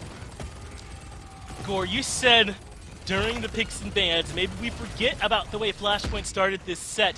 But I don't need that advice from you. Flashpoint are making me forget on their own with the way this map is going. I'm thinking purely about Snappin' right now as the barrage comes through again. We get it the other way, POV when they have barrage, and it's certainly scary. It doesn't do a whole lot as Jay-Lin is the furthest member forward here for Flashpoint. Snappin' considering a regroup, giving up a little bit of ground as the push comes through from Dosips. But I don't think he wants to be out here alone for very long. The damage from Snappin' legit, but not if Stigma goes down. A good bit of defense there from Flashpoint as they find an opening pick. Have to watch Jalen Sanity. How this ult gets used and or if it gets used is a very big key here. Trying to find a kill. It's a guarantee at any point in this map. There's a giant, I don't know if you know this, there's a giant cliff here on Frog Isle where if you throw someone down, they're going to die. Much like that. So Jalen Sanity's going to be able to confirm at least one there. But he uses it pretty early, 1 minute and 20 seconds, Finch. I mean, that at best is only going to buy you time, not buy you a win. Banners grab off. They end up getting the kill anyway, and Snappin'. Now, it would behoove them to regroup up as a squad, especially to not lose Woodknock here, and Dosips clearly wants to do that. They force him off the edge, or certainly would have if he had lived, and that is a pretty important pick. So Flashpoint showing much better signs of life here on this defense score. I think they're showing this comp can work. It's just that they struggled here with it so far. They finally hit that ultimate and throw Reincarnated off the edge. Willow's getting some value too. Some of these pieces we knew could work are finally starting to hit that rhythm. Again, buying time though, whether or not it buys him a win, I think is yet to be seen. Good Exile comes out. That should lead to a kill onto the Terminus. I mean, he's going to get aggressive, but it's going to cost him a lot to do so. But they stop the DPS on him. Stigma ends up eating too much in the backline, and now he's gone. He could certainly reanimate here. He will. So that means that this Terminus is right back into the action. Penguin and Wood not grabbing kills here, though. But again, the checkerboarding going to favor the defense. So Flashpoint looking better and better on the defense here, Gore. But Penguin goes to the backline looking for this Furia, buys some time, and Penguin gets rid of Vex. Maybe gets rid of both of these supports with a little bit of help from Reincarnated. That's 4 down for Flashpoint. A chance for Snappin' to maybe put this one to bed. The only member still up is all the way into spawn. The cart gets closer and closer. This will have to happen in OT. It's overtime as Snappin' getting paid a little bit extra, putting in 42 hours this week. But will it be enough? Into the backline again from Penguin, but Vex has the answer this time with the Inflame burning. Able to put the Void Grip onto one as well as Stigma drops and Flashpoint find the defense. Fisheko goes big, but has to use Inflame there at the end. Reanimate was used. Phase Flight was used. All of the good ults outside of the one that is in your hands as Jalen Sanity. A one guaranteed kill as long as you hit it at the very beginning of the round solidified for you. So you prolong the inevitable. And like you said, you showcase that this comp can, in fact, work, albeit very inconsistently, I think is the best way to describe it. That's fair to say. I think, I don't know, it's very hit or miss. No Barrage, no Exiles, no Ice Storm coming down from Woodknock. You've got Reincarnated with a nice wide shield-destroying ult, as well as a big, fat stun that comes alongside that. And Bones still having that whirlwind. Gives me hope, I think, if I'm a Snappin' fan. There's always that little window there. Jalen Sanity, you get the right target. In my mind, it's Reincarnated here with that overpower. Throw them off the map. Could make a big difference. Reincarnated has the Cataclysm, though, so that could spell trouble, but Stigma gets the kill on the Jalen without it. They keep that huge ROM ultimate in the back pocket. Now Stigma get aggressive. The double support backline is about to become the double support back to the baseline. They take a seat and back to the point. We'll see if Snappin can find a couple more kills. Dosips can't stay standing on his own.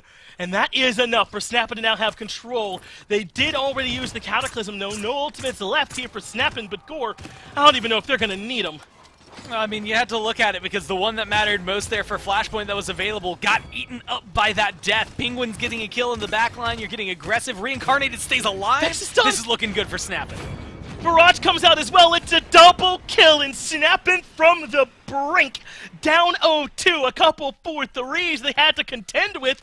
Make their way back in. Gore, this is such an impressive win here for Snappin. Maybe you should say they should never have been pushed to the brink anyway, but still, I think bouncing back from it, you got to give them props. Actually, I almost think the opposite. I don't think they should have gotten the win. I think a lot of what we just saw was Flashpoint. I think they lost all 3 of those last games in picks and bans. I think a lot of it comes down to Snappin recognizing what's available, picking what fits best for them.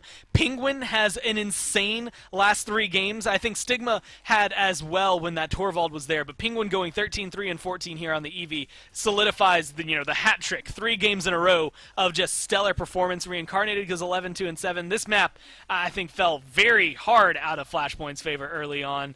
But even maps 3 and 4, I mean, you shouldn't have been letting the Torvald through, at least in map 4. I could excuse map 3 as a mistake. It's Snappin's map pick. They get their good draft. Okay, we push them to 4-3. Even though they get that good of a draft, that's fine. You should not have had that same performance, I think, on Jag Falls, and it definitely shouldn't have happened here. Unfortunately, I think Snappin, they play it incredibly well, but they played well all 4. Or I should say all 5 of the games that we got to see. All of the ones that went 7 plus these last 2. Flashpoint really just stopped showing up towards the latter half. Yeah, only Snappin won a set handily or a map handily here. That never happened for Flashpoint. They were all 4-3 and very, very close. But Gore, we have to look at these damage numbers here again. I mean, we were worried that this Flashpoint draft couldn't do enough. It was 71k from Fish Echo, which is topped by both Stigma and Reincarnated. And the next highest is 43 from Jalen. As you said, the Khan did some damage, but that same amount of damage was outputted even more by Bones on the Grover. It just wasn't enough. Yeah, I think there are small windows where Flashpoint's draft does really well, and I think there were a lot of windows there where, honestly, they probably should have been able to pull further ahead. But I think they kind of shifted things up. I mean, Willow being your only DPS, your only big source of damage when just Victor's on the other side, I think is going to feel bad for you. But overall, Snappin, again, they play the draft well, they play the map well, and even though it takes them a little while to get there, Finch, they get themselves a win. And they're keeping up with teams like Sanguine and Yeezy PogChamp. I mean, honestly, right now, you are still trying to fight for that spot up next to Pickled Pepper. But taking, essentially what could end up being a tie for second or maybe even fully second place, depending on how the rest of the sets go for the rest of the week, that's a good fight for Snappin. It is. That's not bad at all, right? That they've kept themselves in this race. That was way closer than you like, and it does make you feel worse about your prospects against those other teams, I think, if Flashpoint takes it to the brink. But it does say something about your resilience, that you're able to fight back from that brink, and Snappin did exactly that. A quick look back at our other games. Yoinkers found a 3-0 at the start of the day, and I suppose we got that balance out here with Snappin and Flashpoint going the distance. Carnage and Parallax also, I think, surprisingly went the distance, though Parallax eventually was able to clean that one up and find the 3-2. So a lot of back and forth sets here today, Gore, but I think that we got our money's worth with all our sets today. Yeah, definitely went the distance. I mean, what, 2 of them going 5 games? Europe was maybe the only one, like you had mentioned and like we saw earlier, that did go as fast as it did. And it just makes me more excited. I think the contestation is a word I'm going to go ahead and coin right now. The contest between these 2 teams and the fights between them has been very great. But overall, I'm excited to see what they have going into the future. The last few weeks coming up, a lot of these last matchups, your last chance to maybe try and showcase that you can beat a team as we start approaching where Worlds will be and when these teams are really going to be fighting for a true crown at that point. So there's a lot of pressure, I think, in these last few weeks to make that leap forward and be that best team that you can be. Yeah, Gore, I think there's a lot more that's in store in these next few weeks. You want to make sure you don't miss any of it. Make sure you come back in tomorrow with Saturday as well to check out some of those games that Kresnik will be broadcasting, the rest of the ones you didn't get to see here today. Thank you for watching, and we will see you all next time.